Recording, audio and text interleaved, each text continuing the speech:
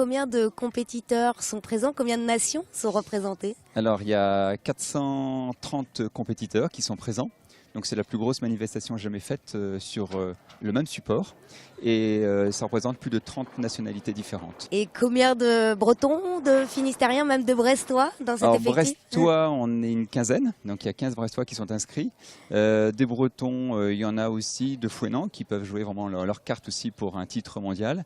Et puis aussi, la Bretagne est riche en coureurs. Donc, on en a aussi du côté de la Moët-Sinagote, donc qui peuvent aussi concourir dans les bonnes places. C'est un championnat jeune, ça concerne les moins de 20 ans. Il y a plusieurs catégories représentées. Alors, il y a 3 catégories représentées, les 13-14 ans, donc on appelle ça les U15.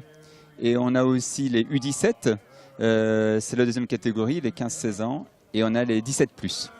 Alors concrètement, il y a des courses tous les jours sur la rade de Brest. Comment ça se déroule, hein? Oui, alors il y a des manches, on appelle ça effectivement des manches qui sont organisées tous les jours.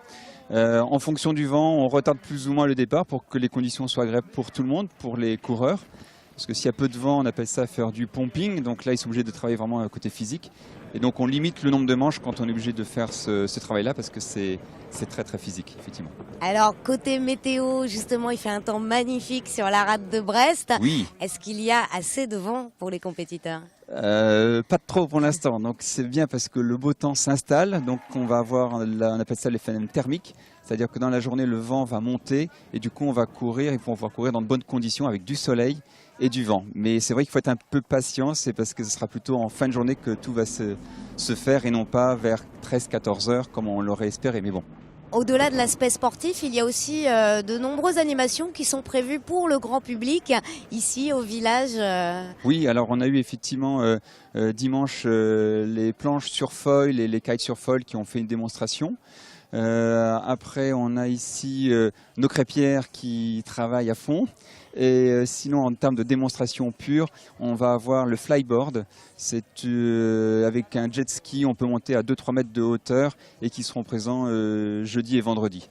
Quel est le meilleur endroit pour profiter du spectacle sur ce championnat? Près du village, bien évidemment. Et puis après, près des pontons.